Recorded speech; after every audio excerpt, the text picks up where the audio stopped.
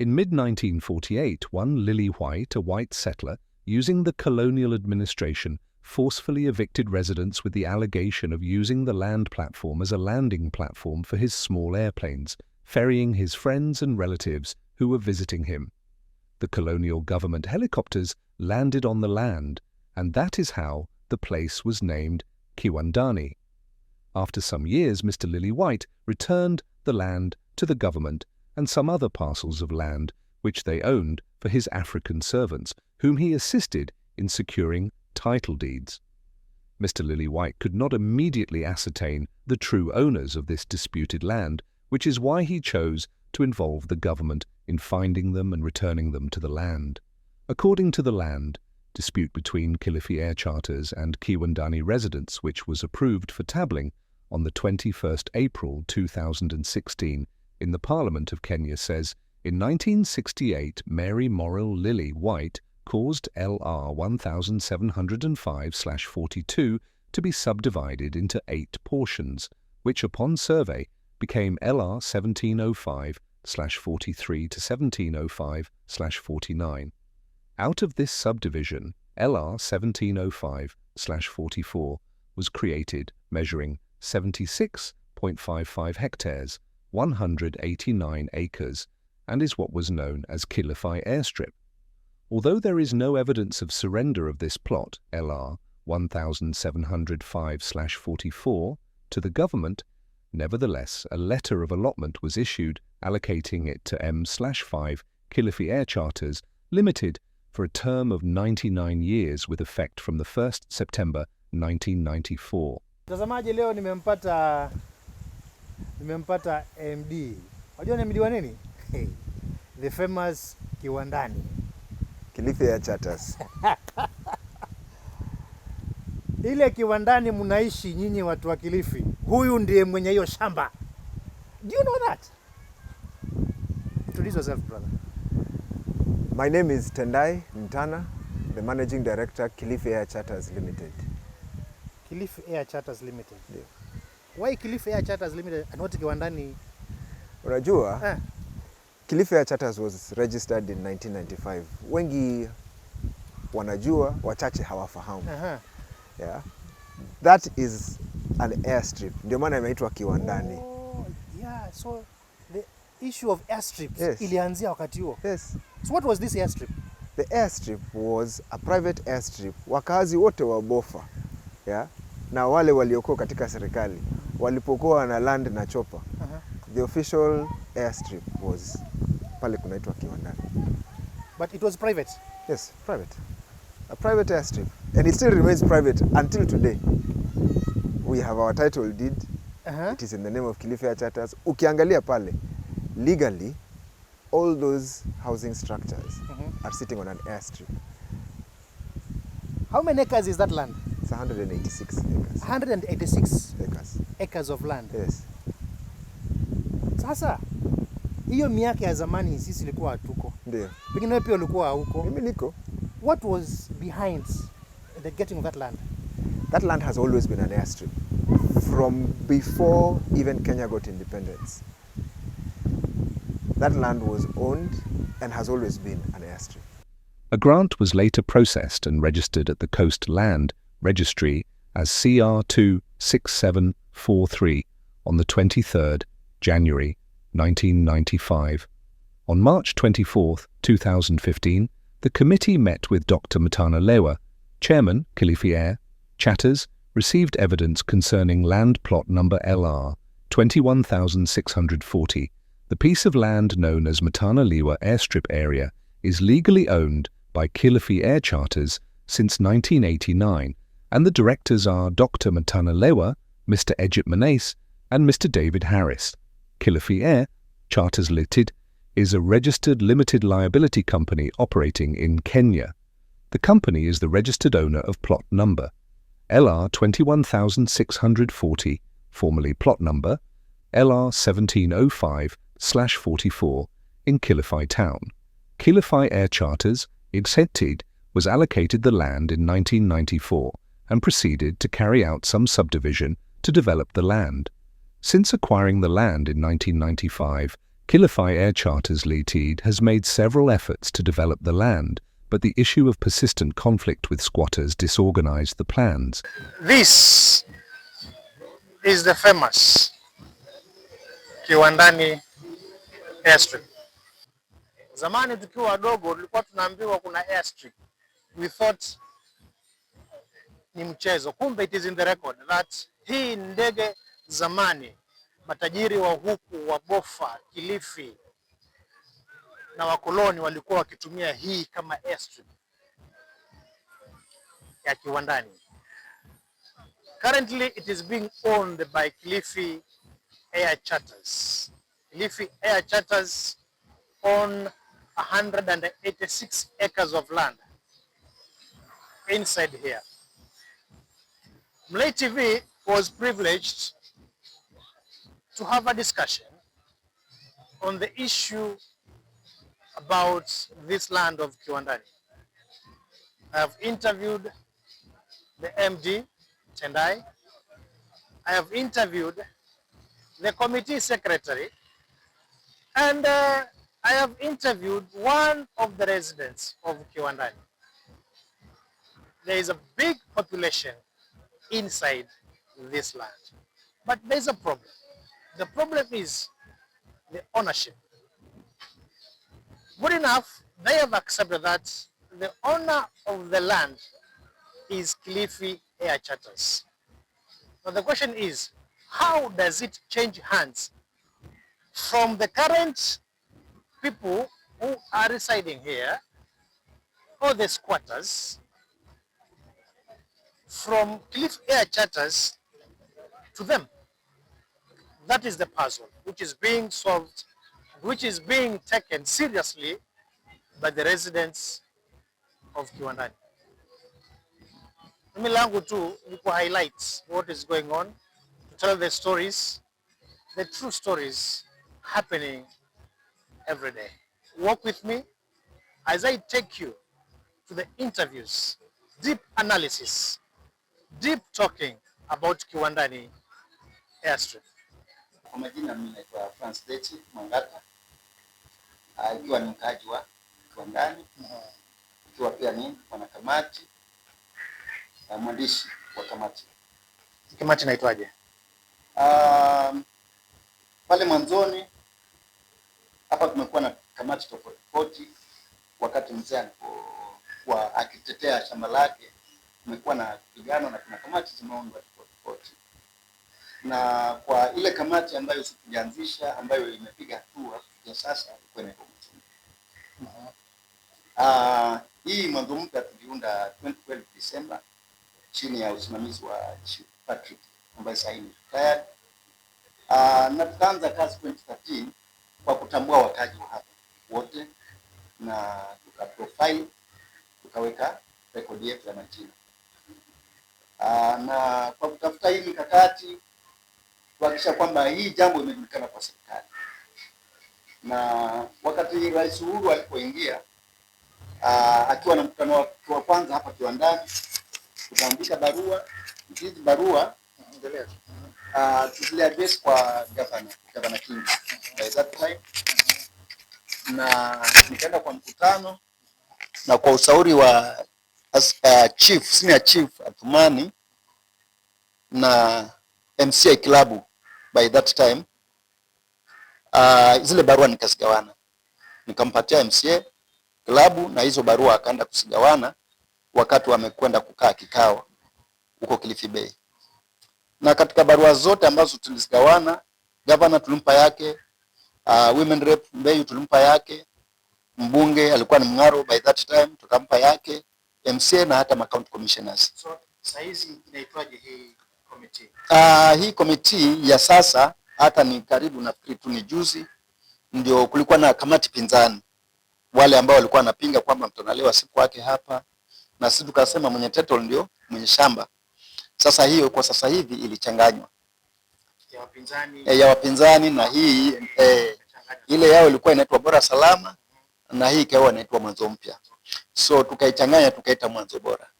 So Mwanzo Bora committee. CBO. CBO. CBO. Kwa hivyo ni CBO. Sasa ni CBO ambayo kwa sasa hivi haijaanza kazi, ni kwamba tumeshikanishwa. Saa hii ndio tunataka, kwa sababu tulikuwa tunapingana.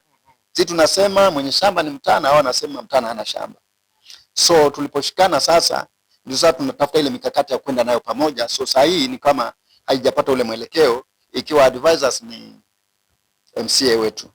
Yeye ndio advisor ambaye ametuchanganya, kwa sababu alikuwa anataka afuatilie hili jambo la tutafanyaje. Ni Raymond, huyu dogo.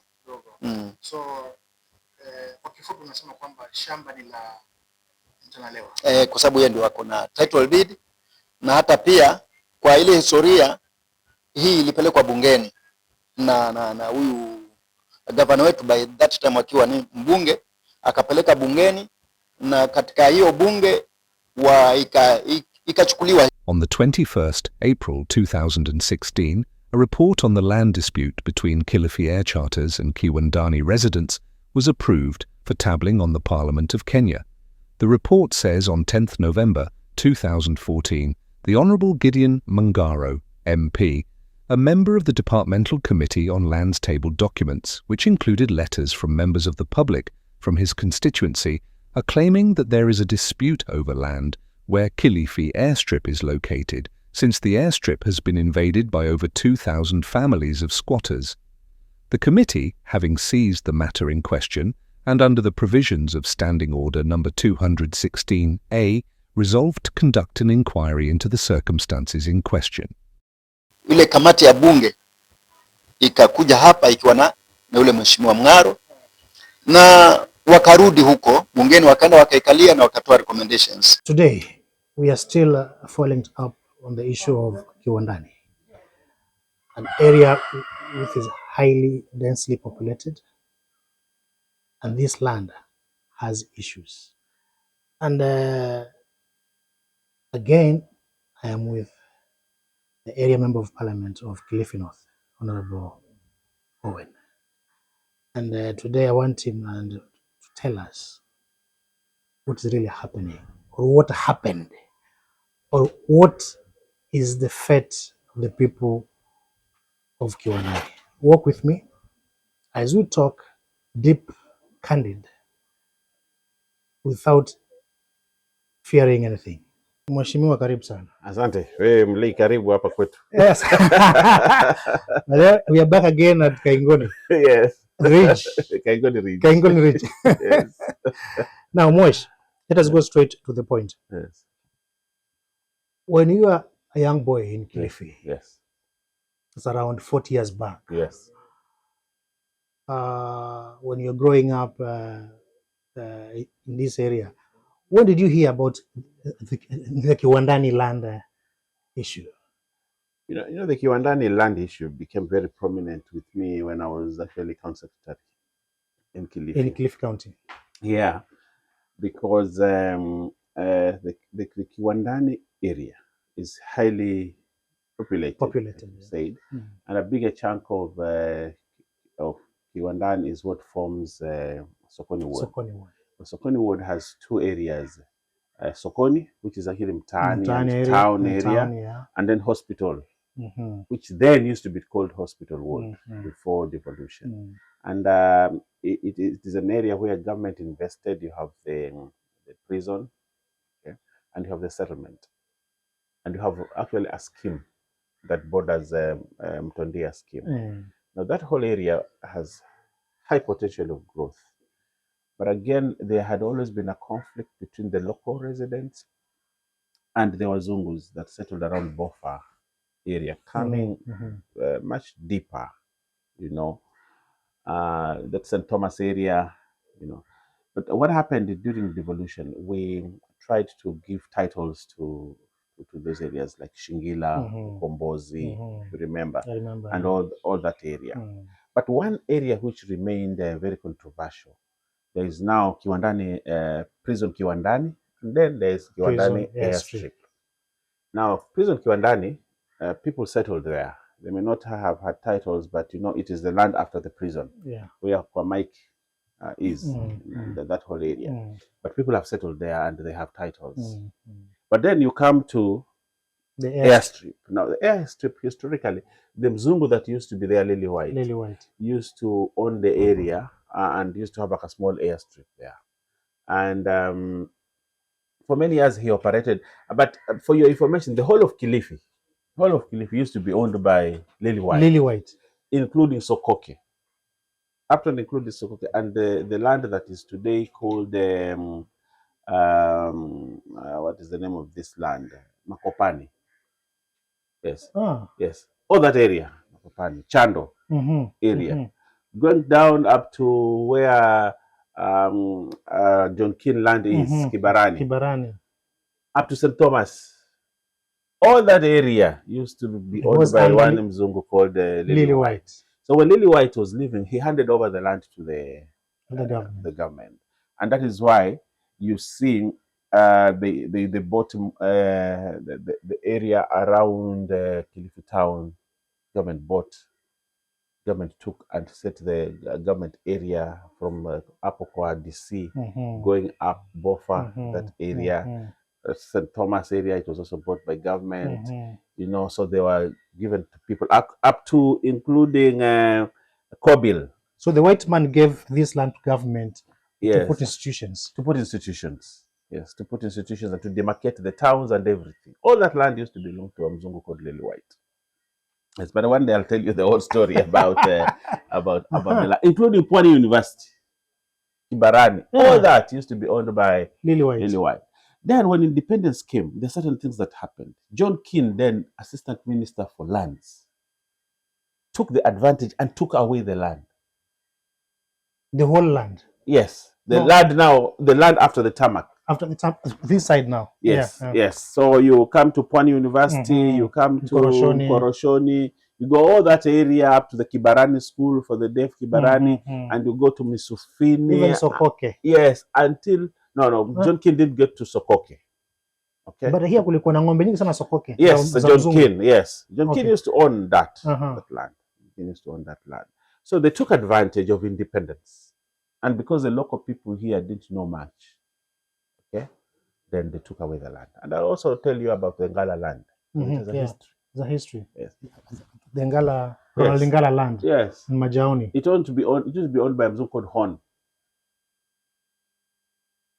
Horn at independence gave the land to the locals and told them, here's the title, go to Nairobi and change this title and I will facilitate you to do everything and give you the land. When they go to Nairobi, there. I don't want to talk about that, but I will tell you that story because I know it very well. So let's talk about Kiwandani. So Kiwandani Airstrip, that land belonged to the local people. Okay. Just like Ukombozi, just like Shingila, just like Macau, just like all that land and prison Kiwandani, all that it belonged, it was given to the people freely, so that they can settle and it is subdivided and given titles. Okay, and there's a particular tribe, the Kauma. You know the Kauma? The Kaumas, yeah. There's a big Kauma family. There's a man there called Chuma. If you go to Kiwandani, look for a man called Chuma. Yes, Chuma will tell you. A lot of that land belonged to them when the Mzungu came. So they ceded the land to the Mzungu. But when the Mzungu was leaving, he gave them back the land. Okay. Now, just like me today, there are many places where they say, Mheshimiwa tusaidie tupate titles. Mheshimiwa tusaidie tupate titles. You help them, yeah. Yes. But because there was this land that was supposed to be an airstrip, and government had said that they would actually establish an airstrip, they left it. Government did not subdivide the land to give to the people because they expected to build an airstrip in that area. Because initially it was an airstrip. So they when the land was left there, the others settled, but there were people settling there, but they knew that this land, one day, an airstrip would be built.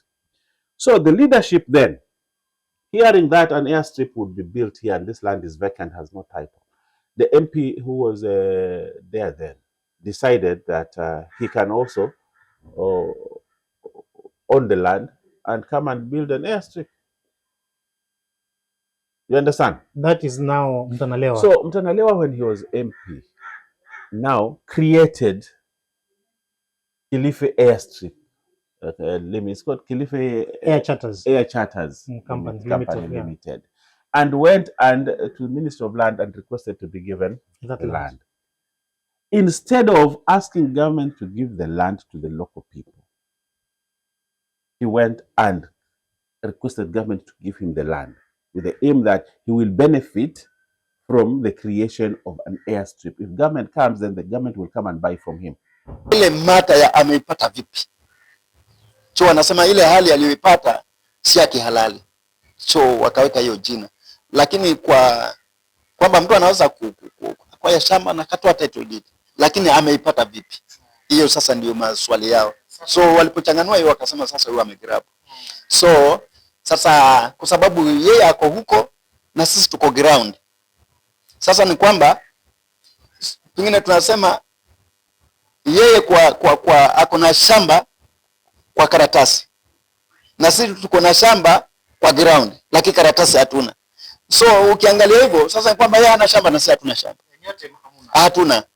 Unaona? So kwa sababu sote hatuna, tukasema lazima tutafute njia ya kwamba sasa tunakuja pamoja ili tujue kama tutaelewana, nani ataachia mwenzake.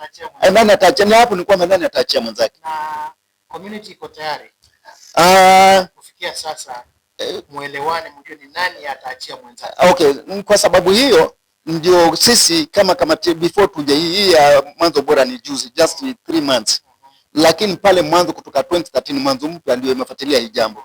Na tukasema kivyo vyote kama watu wawili wanatetea kitu moja lazima pale mtu mmoja apate. Na sasa atapata vipi? Lazima tukuje na masharti ya kwamba kama utaniachia tutaachiana vipi, kwa sababu wewe unataka na mimi nataka. So ikabidi mwanzo mpya ikafanya bidii tukakutana na mzee Mtanalewa. Lakini ilikuwa ni kinyume ni mapenzi ya community. So tulifanya kujificha ficha. Hata mzee anajua hivyo. Na hata yeye mwenyewe kufika hapa ilikuwa ni kazi. Alikuwa kama kuja hapa amejificha ficha. Kwa sababu community walikuwa wanasema yeye hana shamba. Unaona? Na mwenye nguvu mpe. Unaona? Community ikawa iko na nguvu. Amejaribu mpaka akaenda akaweka kotini akachukua court order, lakini haikuwa implemented. Mpaka kwa hiyo ripoti ya bunge yeye mwenyewe kuna ripoti yake ameweka pale. Kwa sababu hii kamati ya bunge ilienda interview kila mmoja mpaka yeye mzee akawa interviewed. Record ziko. Kilifi Air Charters Ltd obtained a loan from Middle East Bank in 1995 for the purpose of subdividing the property for sale. The subdivision was completed in 1998 and the property was offered for sale in 1999. The company's effort to sell the land was frustrated in 2000 when squatters invaded the land. In October 2001, Kilifi Air Charter was given authority by the Mombasa Law Court to evict the squatters. The eviction order was not successful because the provincial administration and the Kenya police in Kilifi County did not support and implement the order. Tutakacho ni shamba. Na nataka niwaambie wakazi wa Kilifi kwamba mimi nitatembea na ule mwanya ambao tumepata katiba kukomboa si haya mashamba mawili peke yake, lakini mashamba yote ambayo yalipewana kinyume cha sheria ndani ya jimbo letu la Kilifi. Sasa tukaambia sasa mzee, wewe kuna title na sisi tuko na shamba. Lakini kama inawezekana tufanyeje ili sasa yeye akasema mimi hii shamba tayari nimepeana kwa National Land Commission ili squatter wapewe, lakini serikali watupe pesa. Watupe pesa tulipe madeni yetu. Wakitupa hizo pesa tunaachana hiyo shamba wapatie wananchi. Sasa tukaenda mpaka tukafika mahali ya kwamba sasa tuka-apply government valuation. Huyu as mwanzo mpya. Na yeye mwenyewe pia aka-apply government valuation ili tupate valuation ya hapa. Na kama ni kusukuma serikali wamlipe pesa, sisi tuchukue shamba. Sasa katika hali hiyo kwamba tuko na hiyo process ya kwamba hiyo valuation iwe approved, sisi kama kamati ya mwanzo mpya tumeenda paka Nairobi kupeleka barua iwe yani tuidhinishwe kwamba tufanye hiyo. Tukaenda paka Ardhi House, mpaka huko tukaonana na one of the directors. Akasema si shida, sisi tunataka ninyi mchukue ardhi, sisi mtupe pesa, na kama mtasukuma serikali sisi hatuna shida. Sasa tulipokuja huku tukawa tunafuatilia hiyo mikakati, tutafuatilia vipi? Ndio tukaja hiyo issue tukaingiza kwa waziri wa county. ya kwamba sasa tuko na hii issue, sasa hii issue tutafanya vipi? Waziri wa ardhi akaita MCA, by that time ni Peru, somebody Peru, akatuita sasa kamati, tukaenda pale. Sasa kitu ambayo tulikuwa tunataka ifanyike ilikuwa ni ile recommendation ya bunge iwe implemented, ambayo tulisaidiwa na mheshimiwa Owen, akairudisha tena kule na akapeleka paka kwa Sazuri, tumpa barua yetu akapeleka kwa Sazuri. Sazuri akaleta barua akasema according to law I shall implement recommendation A only, the other two should be handled by respective ministers and settlement fund trust. Alikuwa anamwambia waziri wa lands, cabinet secretary. Hiyo ilikuwa barua inapelekwa kule. Sasa katika ile barua ya Sazuri, ile recommendation kwanza ilikuwa nasema, kwanza, the government of Kenya to profile squatters in Kiwandani area with the view to establish genuine squatters. Ya pili, consider purchasing the land from Kilifi Air Charters and distribute to the genuine squatters in the area. Ya tatu, consider repaying the loan taken up by Mombasa Kilifi Air Charters and distribute the land to the genuine squatters in the area. Hizo recommendations. Sasa tulipopewa hiyo recommendation, tulikuja tukapewa hapa na Mheshimiwa Mngaro. By that time alikuwa cabinet secretary, alikuwa anaingia kwa Mkaimenyi. Wakaja kutupatia ripoti ya bunge, ndio sasa tulipopata tukapata mbunge Owen Baya, tunataka implementation. So katika hiyo implementation, ile profiling squatters, tukaenda kwa National Land Commission hapa kwa Mama Umi, lakini wale makarani hatukuelewana, tukaingia county government, tukaingia kwa waziri. Ndio waziri akatuita MCA na sisi tukaja pamoja. MCA akamuuliza, sasa tunataka hawa watu wa profiled watambulike kiserikali, hii kazi unaweza kuifanyaje mama waziri? Akasema ukinipa pesa nitaifanya, nitachukua timu yangu hapa tufanye hiyo profiling. Na hiyo profiling MCA akatafuta 3 million akaweka kwa waziri, waziri aka implement hiyo. So hapa Peru ndio tukaenda na hiyo profiling. Sasa tumekuwa profiled. Hii issue sasa imeingia kwa county government. Ikiwa director Mzee Mtana anajua kwa sababu alitupatia watu from Kilifi Air Charters na tukazunguka pamoja. Rekodi za hapa mzee ako nazo. Tukaenda hiyo, alafu stili huyu Peru akaenda akasukuma pesa kwa county, akatoa 6 million kulingana na ripoti yake mwenyewe. Kwamba mzee Deche sasa umefika ni wakati wa kampeni, either nirudi ama sirudi. Kuna 6 million pale za plan ya barabara. Kwa hivyo mimi nirudi sirudi, hizo pesa ziko. Na ni kweli hiyo planning tukafanya ya barabara. So sasa tumefanya mambo na barabara ikiwa mzee anajua. Mzee Mtana anajua. So ni kwamba kila kitu ambacho sisi tumekiendea mwanzo mpya mzee anajua. Sasa tumefikia wapi sasa? Sasa ile kitu iko ni kwamba katika hiyo mambo, baada ya kupata hiyo, kumaliza hiyo profiling ya squatters na kuweka hiyo plan, sasa still mzee bado kupitia yule msimamizi wake ambaye alikuwa anaitwa Fred huyu, jina ile nyingine nimesahau, lakini yeye mwenyewe anamjua, alikuwa ni msimamizi. Baadaye wakapigia watu simu hapa, kwa sababu alikuwa anazunguka, yeye alikuwa anachukua kwa rekodi za Kilifi Air Charters, walikuwa anachukua kwa jina na next of kin na namba ya simu. So akapigia watu ya kwamba waende mkutano. Hata mimi pia nikapigiwa, lakini nikasema mimi siwezi kuja kwa sababu mimi na represent community. Nikijamii nitakuwa nimekuja kibinafsi. So watu wengine wakaenda. Ujumbe aliopeana ni kwamba sasa mimi hiyo shamba, kama kuna mtu anataka ajilipie, tutampa charge of the charge, tumtolee title. Alipe nani sasa? Alipe Kilifi Air Charters. Ambao sasa alikuwa ni mwito wa Kilifi Air Charters. Because of a decision that the board of Kilifi Air Charters made. Because we said we have two options. We either execute our eviction order or we negotiate on a willing buyer, willing seller with the residents of Kiwandani. So you have got an order? Yes. To evict the people? Yes. Of Kiwandani? Yes. Please don't. We won't, and the board has taken that decision. Yes, because the board has numbers there, as you can see, yes, and the development there. And I have to thank two individuals. Oh yes, one. Yeah, both governors now. Oh good. Yes, but he was the current and the former. Yes, now the current was member of parliament for Kilifi North, and he negotiated on behalf of the residents and brought the National Land Commission and the Parliamentary National Assembly Committee on Lands, yeah, to actually negotiate with Kilifi Air Charters so that we could find an amicable solution, yeah, to be able to sell the land to those who had illegally acquired that land.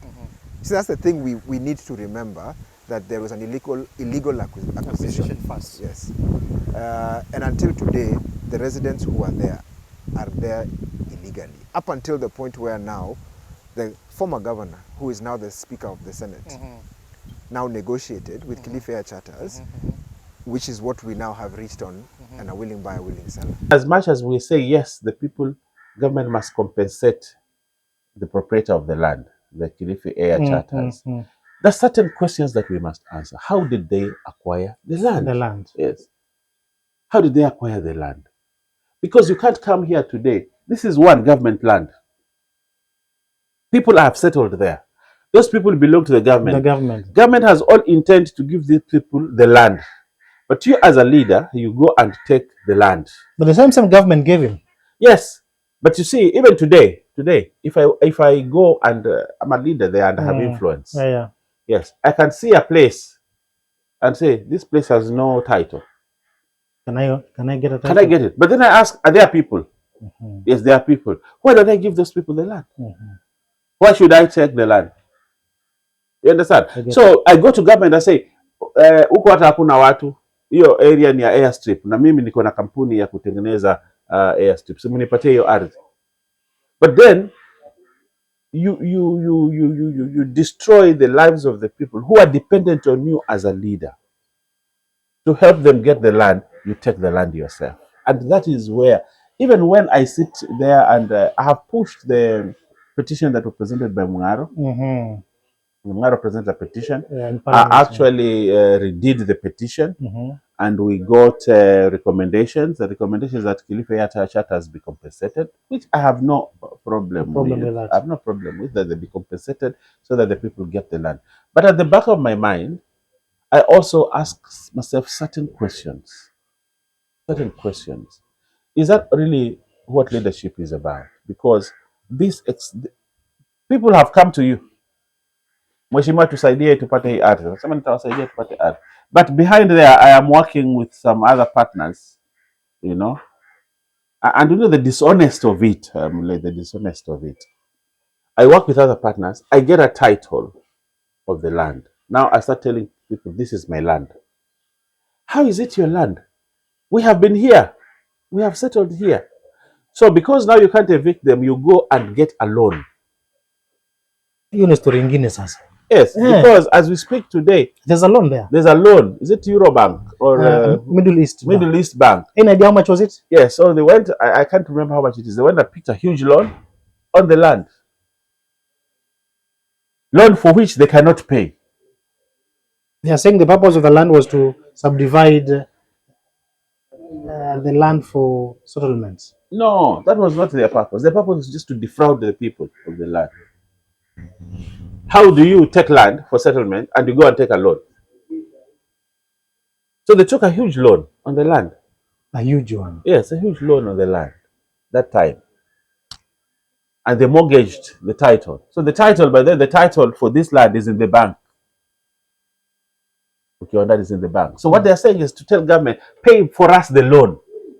And then take the land. Yes, pay for us the loan, then pay us a certain amount of money, and then pay the land. Or we will evict the people from the land and sell the land. So, or the people who are there, who were originally there, even before they came, they're telling these people now, if you have settled, please give us money per the area you have settled. Because as we speak, Mheshimiwa, yes. I spoke with the MD, yes, and he said yes, over 100 people, yes, wameenda kununua sasa shamba. But you see what is happening in Malay, and that is not. It could be factual, but that fact might be not the true fact. We've agreed, no eviction. Yes. So what next? We are negotiating with the individuals, and this is why I'm glad we're having this conversation. Kila mkazi pale, yeah. Sehemu yao. Pale mejenga. Yes. Over the last 3 years, we have gone through a process of picking, identification, and regularizing. So everybody knows how many square meters they occupy. Because walipoingia pale shambani, unfortunately, they did not follow any order. Huyu ameweka hapa, mwingine ameweka pale. Yes. So we have regularized it, and everybody now knows. We have the names of the 1,580 people who have occupied that space. 1,580? Yes. These are homesteads? Yes, homesteads and commercial. Yes. Now ukiingia pale kuna wanafanyi biashara. I've seen it. Yes. I used to stay there, you know that? So wewe kuna shamba hapo. Tuandikishe sahihi. Niko na shamba. Twende ofisini tuandikishe agreement. So how much are you selling per that land? So the individuals? The valuation has been done. So the residentials are 1,650 per square meter. The commercial are 1,950 per square meter. Yeah. So kila mtu anajua kipande chake how many square meters it is. Yeah. Na we are signing agreements, and we have now gotten to the point where, and this is a very important point that people need to understand, Kilifi Air Charters has recognized the importance of land tenureship for the residents of Kilifi. And we want to be an example of being able to actually give every member of residents. We have decided you're no longer squatters. We want to give you your title deed. Useme ya kwamba uko na cheti chako cha kuonyesha kwamba, no matter the size you have.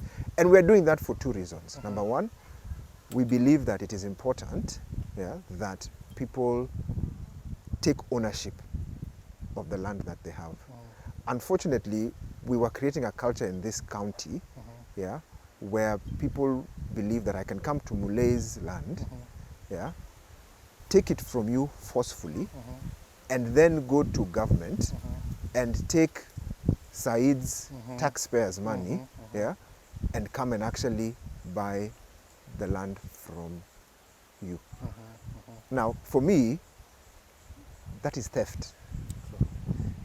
You know, we like to blame our politicians for fraud, but at the grassroots, especially in a county like Kilifi, we are creating a culture which is unsustainable. And that's why we said, fine, shamba imeenda, but we need to continue our airline services elsewhere. So we have identified another piece of property, where from the proceeds of our sales, we will go and resume our services somewhere else. Because remember, Kilifi also needs an airstrip and an additional airport to the one that is in. Then why a private company dealing with aviation? Because there are many things we do. So remember that an aviation company doesn't just move passengers. We are monitoring and carrying out surveillance of marine ecosystems. There has been a lot of pollution into the ocean. Climate change, in fact, is our primary business at the moment. So we're monitoring our ecosystems. The other space that we're monitoring is our rangeland. Remember, there's a lot of human-wildlife conflict in the Arabuko, Sokoke, Savo area. Even the Griama Ranch. Yes. So remember that we need to be able to maintain monitoring and surveillance of our natural ecosystems, and that's what we're also doing. So mkaaji wa Kiwandani, naam, kwa muda gani atarajie sasa aanze kulipa? They just need to get in touch with us. Is this information with them? Yes, they have the information. They have the information. Yes. There is a family here that has settled on 1 acre. Okay. This family was there originally. That family subdivides the land and pays it to, gives it to another family, let's say 1/4 acre. Now this guy, the 1/4 acre person, knows that if I don't get a title for this land, because he has money, if I don't get title for this land, I'll be evicted. So this person now is the one who goes to see those guys and pays. But the people, original people there, are asking questions. Our leader took our land. And that is the truth. And that truth, those are facts that cannot be hidden anywhere else. They need to come out and say, sisi tulipata hii ardhi. In a way that was not transparent. Have you met this family? I have had discussions in Tadalewa myself. is, I even have valuations in my office in Nairobi. They brought valuation. They have brought documents so that I talk to government to pay them the money so that they were asking for 350 million. Yes, loan from plus their loan plus their money, 350 million. Yes, and there's a parliamentary committee. You have the report. And the report says the government should yes, but the historical injustice needs to be addressed. Sasa boss, ukisema historical injustice, which means sasa hii mambo ya compensation ni tuache tuanze kutafuta. I have no problem. I have said, and it's on record, I have said I have no problem with the family being compensated. I have no problem. Because I wasn't there that time. It's a historical injustice thing, and government, parliament made a recommendation that they be paid. I have absolutely no. But the truth needs to come out first. Yes. How did they acquire the land? How did they acquire the land? They were given. How did they acquire the land? No. You simply, I can come here in Kaingoni, and I come here, and I see a family there is settled, but we don't have a title for the land. And they don't know where Ministry of Land Office is. And they do not know where Nairobi is. So I go and I look at the map and tell them, this land is bare, is open. Yes, it is open. I want this land. And I hide the facts. I hide the facts. I actually know that there are people there. But just because I'm greedy and just because I want to defraud those people, I say, this land is open. So I get a title. I come back and tell these people, I go take a loan. And tell these people, mimi unajua hii ardhi ni yangu. How? Umetukuta hapa. Yes. Tumezaliwa hapa. You understand? So that is what I say is the things that are very opaque about the whole Kiwandani Airstrip. Idea ya kwamba watu waende wakilipa haitawaka. Either iwork ama isiwake, ni tupate njia mwafaka ambayo kila mmoja atahusika. Na kwa nini hamtaki ofisi ya mtandao ijengwe hapa? Sasa ndio nakwambia hivi.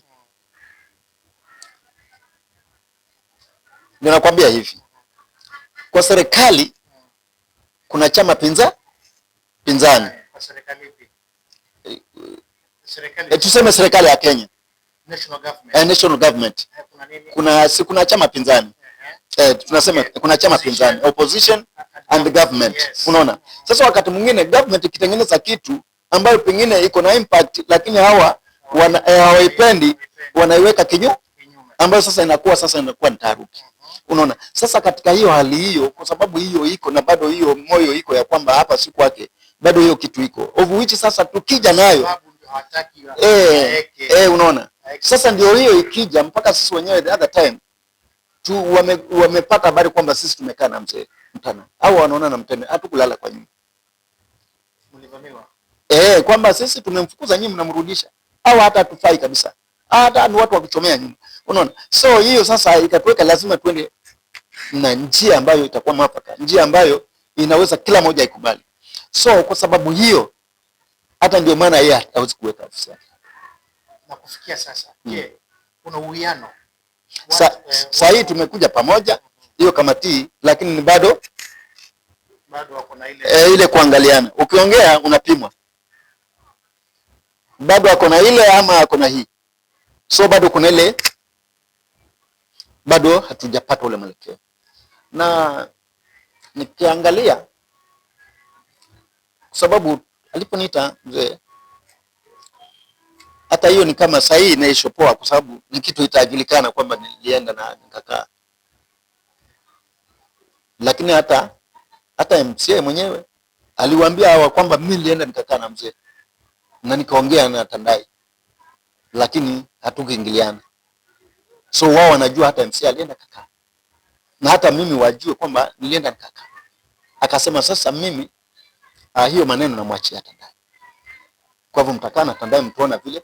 Nikasema sasa mimi kwa sababu hiyo lazima, kama tutakaa lazima tukae tujue hii issue kama itakubalika tunaweza kuingia vipi, ambayo itajumuisha kila mmoja, yule akona uwezo na yule ambaye hana uwezo. So wale wanadakule ni wale watu wako na uwezo, na kuna wale ambao hawana uwezo, ambao yeye hata kula ni mbio. So tutashikanisha vipi hawa watu?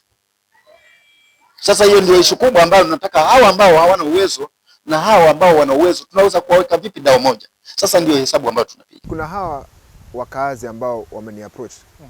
Na nilikuwa nakwambia kuna mama ambaye amenieleza kwamba ile hali ya uchumi ambaye anayo saa hii, she's only able to pay this thing slowly in installments because unajua kisheria a conveyancing agreement is 90 days, 3 months. Amesema when she calculates how many square meters she has to pay somewhere around 600,000. I said to her, it's fine. Just remember you're going to, at the end of the day, utakuwa 4th row in Bofa. It's true. So let's remember where this property is. Wale ambao wako nyuma next to the fire station, they are 4th row. Yule ambaye yuko pale mbele, ukiangalia pale Salties. Salties ile pia ni Kiwandani. Salties is front row. That's row after the road. Sasa road, Salties wako upande. Hiyo ni first row. First row. On the left, second row. Shamba ya Kiwandani is third row. Third row. It's 180 acres on the third row. It comes up to Cyril Board. No, Cyril Board ni mbali. Ukija hapo kuna kabla hujafika inaitwa nini pale? Kuna shule hii kiwanja Kiwandani Primary. Yes, Kiwandani Primary ni jirani. Yes. So kutoka hapo mpaka the second row. Yes. And then on the northern side kuna ule msikiti, that's the property on the other side. Upande huu kuna barabara. Yes. So that area there. Hata ukiangalia ile barabara ya katikati inayopasua ile shamba, ukiona vile ilivyo, ile barabara ni kama inaenda diagonal hivi. Hii barabara ya lami. Wacha barabara ya lami iko hapa. The other side. Yes, kuna hii barabara iko diagonal. Hiyo ilikuwa ni landing strip. Ndege zilikuwa zikiland on that road the way it is. Ile ambayo inapasua upande wa kulia kuna uwanja wa mpira. Yes. Hiyo road. That's where the landing strip used to be. Lakini sasa kitu ni hivi. Je, haya maneno ako nayo hawa ambao hawana uwezo anaweza kukaa nao vipi ili kwa meza ili waongee ili wajue sisi pia tunaweza kubeba? Anaweza kuwapata vipi? Sasa swali zuri ambalo najua anatazama. Sasa jibu hilo swali, hii committee ikae na nani? Atendai. Ama na yoyote yule ambaye anahusika. Mumpatie mambo haya. Sasa kuna mtu hapa ambaye hata hawezi fair kuja jitoni kuja kuona. Utafikaje hapa? Je, yeye anakuja wamekutana? Hata watu wamjua, hata mimi sijamwona amekanyaga. But anyway, so county commissioner aliniambia kwa sababu ya wanasiasa na ile hisia ya kwamba sisi hatujakataa kama government itakuja kununua, government is a customer. Sasa wale ambao wanataka serikali iwanunulie shamba waende wa negotiate na serikali. Yes. Serikali ikuje kwetu ituambie to sign agreement tuwapatie. But how many years has government been saying they're going to buy this land? The governor, previous governor Kingi, spoke to the settlement trustee fund. Wakamwambia we don't have the money. So governor akamwambia wananchi, listen, the best way to do this thing, go and negotiate na mwenye shamba. Mwenye shamba amesema amekubali kuwauzia. Negotiate. Ndio maana watu wanakuja pole pole. That's why I'm glad we're having this conversation. So where is the office or where is the Mama Mboga coming to see you? Wanakuja hapa Jitoni. Okay. Yes. So the office is here. Yes. What I am asking the residents who are members on the ground to attend it, let us come closer to you. Do you normally have meetings with these people? Yes, every month niko na mkutano. Lakini wakija, this is what I'm telling you, we must protect those who want to own rights. Kuna uchochezi kwa kule shambani. What they want? To occupy it freely? Unajua wao wanataka, and by the way, paka saa hii kuna watu wana benefit. And if we want to expose, kuna watu wengi they are actually carrying out fraud pale. And we've already reported this to the DCI. What are they doing? They're selling land. Permanently. How can you sell land permanently na huna title? Uta subdivide vipi? What title are you going to go and change? And people, you know, Mule, you're in the business of news and educating people at the same time. Please to educate wananchi wetu. Ukitaka kununua shamba, it doesn't cost you any money. Nenda katika land registrar, fanya search. Ujue shamba ya nani? Yes, ujue shamba ni ya nani. Mtafute mwenye shamba atakuuzia shamba. So wewe unaomba nini kwa watazamaji ambao watatazama hii video kuhusu ile shamba ya Mtanalewa? Shamba si ya Mtanalewa. Okay, sure. Shamba ni ya Kilifi Air Charters. Na ni muhimu ichukuliwe hivyo because wale ambao wamesema shamba ni ya Mtanalewa wanaifanya kusudi ili kuchochea mambo ya siasa. That's the propaganda, and that's the propaganda we need to kill. Yeah? Shamba si ya Mtanalewa, shamba ni ya Kilifi Air Charters. Iko na wekezaji. Then hii propaganda ya Mtanalewa ilikuwa imemea sana. Yes, na ilimea kwa sababu hii ilianza wakati wa Moi. Yeah? You know, that's why I'm saying kuna siasa za peni nane ambazo zinaendelea huko Kilifi that we also must deal with. Yeah? Our political culture must change. Mambo ya binafsi ya Mulei akifungua kampuni as a shareholder, yeah? Why do you now come and why do you bring Mulei's politics into the company, into an investment that has other shareholders? And you know, I'm grateful for the support that the county has made, but here is also my appeal to the county. Protect the people who have invested in Kilifi. We are grateful that you're going to seek foreign investors, more local investors, but what about those of us who have invested here? Yeah. The climate that you are keeping for us here, you need to. The county assembly also has to do that. Yeah? The executive has to be able to do that. Yeah? So that you who has invested in your media company would like to grow. Yeah, sure. Yeah? But where are you going to grow, Bwana Mulei, if we want to build a first-class studio, yeah, for you to be able to actually have your business in? Shamba utapata wapi? Yeah. So for us, what I'm just simply urging the residents of Kiwandani, yeah, we are willing to negotiate. Bei inajulikana, we have your names. Do not sell your land to anybody else. Kama unataka kuuza hiyo shamba, yeah, then come let us talk. Yeah. We'll buy the land back from you. Okay. Or there are people who want to buy the land. We know that because there are people who have already bought land. Yeah? So you have not contacted any land agency? No. We have our own land, our sales team. Okay. Kilifi Air Charters has its own sales teams. Okay. Yeah, we have about 3 different teams working in that area. Na tunaenda pole pole. Our main agenda now here is to educate, and we are working with the Kenya Land Alliance. Yeah, because they are wanting to provide the necessary civic education to ensure that land tenureship is acquired. If I'm interested to buy this land, what time period are you willing to give me? Conveyancing, standard conveyancing, 90 days. But we're willing to negotiate. Mulei, we have been at this thing for 20 years. Yeah. So, and we understand the dynamics of the economy at the moment. So ours is very simple. Any willing buyer already amekuja kwa ofisi? Yes, we have already. Wameanza kununua, wameanza kulipa pesa? Yes, we have 85 people. Oh, 85 have come already started paying? Yes. That's good. And that's why we're saying, as many people as, remember, we want to be able to get this thing over and done with. Yeah, remember this is also revenue to the county. Yeah? Yeah, true. 1,586 rateable properties. County is not getting. So it is in the interest of the county. Number 2, Kenya Power has connected power there, haven't they? Yeah. So water. Yeah. So this is revenue. And that's why we're saying to the county government, so to Kenya Power. You still pay the land rates? Yes, we have to pay land rates because the title is still in our name. Yeah. So, but how are we going to pay land rates from an operation that is no longer working? So the people who need to be paying the land rates are the residents. So who's paying now? We are in a standstill agreement with the county. That was one of the things we had to negotiate. For how long have you not been paying? We've not paid for as long as people have been occupying there. This is almost 20 years now. How much is that? A lot of money. A lot of money. Yes. But the people who need to pay. And you remember, now Kilifi Air Charters can evict, but the second people who can evict there is the county. Is the county. So they can come and possess people's properties there. Mtazamaji,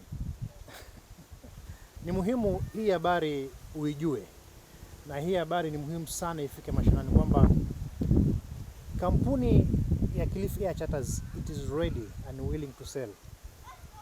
Pale unakaa ikuuzie. Tafuta ofisi kwa wapi?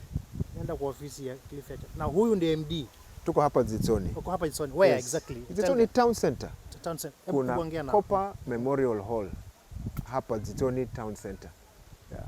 Yoyote ambaye ako tayari aje na majina ya wakili wake, yeah, wa sign ya kwamba they are willing to accept our offer and we move forward. Yes. What is the way forward?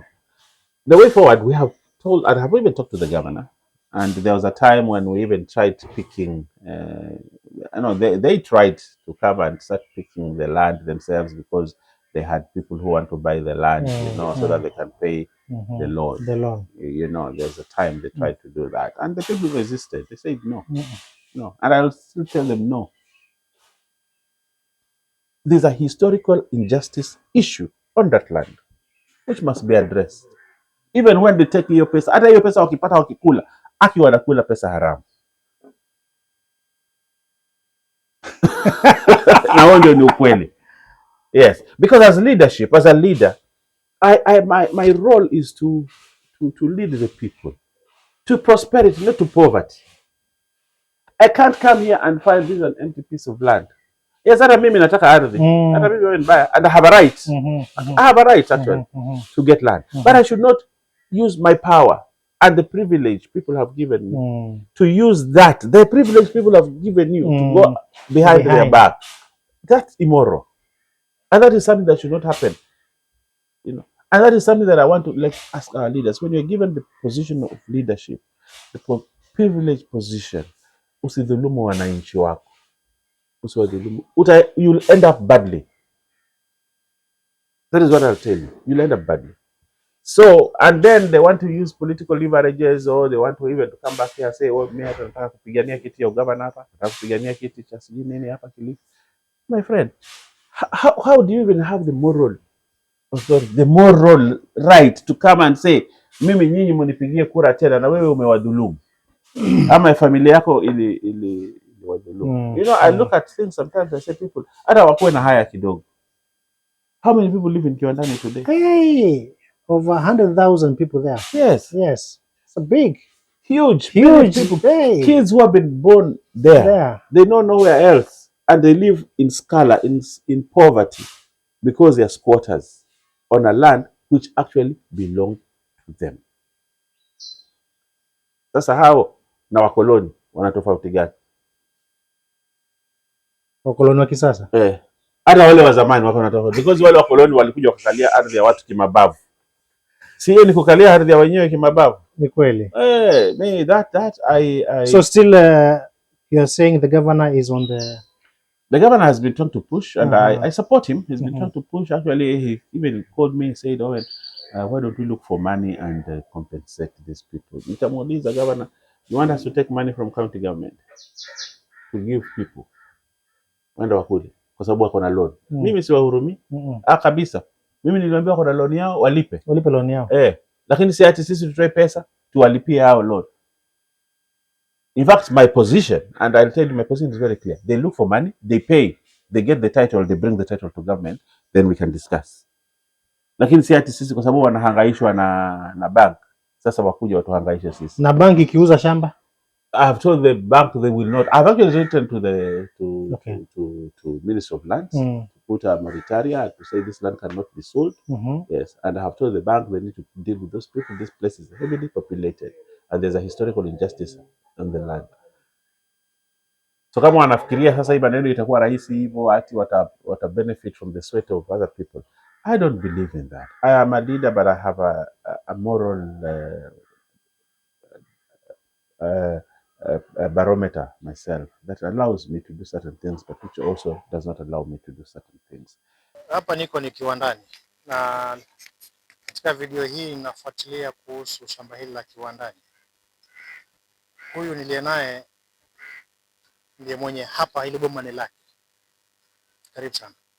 Asante sana kwa kipindi hiki. Mimi nikiwa hapa kama mkaaji wa Kiwandani Airstrip. Ni shauku langu kwamba hakika ploti hii ambayo huwa tunaambiwa ya kwamba ni inaendelea kufuatiliwa ili tuweze kupata title deed zetu. Ningeomba kwamba maneno haya yaweze kukamilika kwa haraka na tuweze kupata title deeds yetu, itakuwa vyema sana.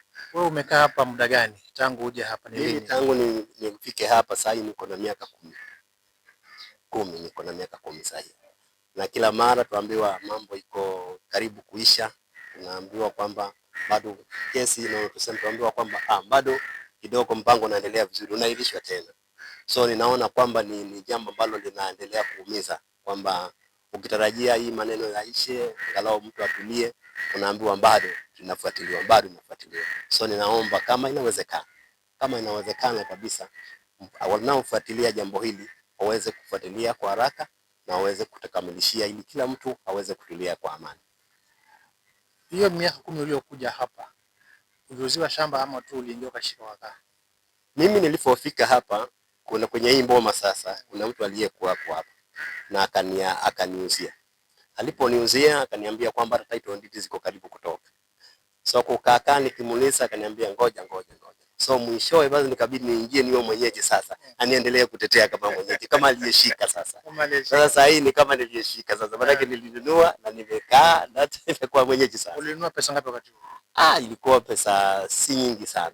Si nyingi sana. Maana yake watu wangeuziwa kama 50,000. Lakini saa hii sinaona sasa tumekaa sana, hata imekuwa na dhamana ya juu sana. Kwa hivyo wewe, kulingana na wewe mkaaji wa hapa, unatamani sana kesi hii iishe? Ninatamani sana kama mkaaji wa hapa ili kesi iishe na kila mwenye mkaaji wa hapa Airstrip apate title deed yake, tutulie na tuishi kama Wakenya wengine. Asante sana. Thank you. As we wind up, the people of Kiwandani, on whose hands are they safe? The government, the investor, or themselves? No, they are safe in government. They are safe in government. We will protect them. I have protected them. And every time somebody comes and says, this is my right, them come.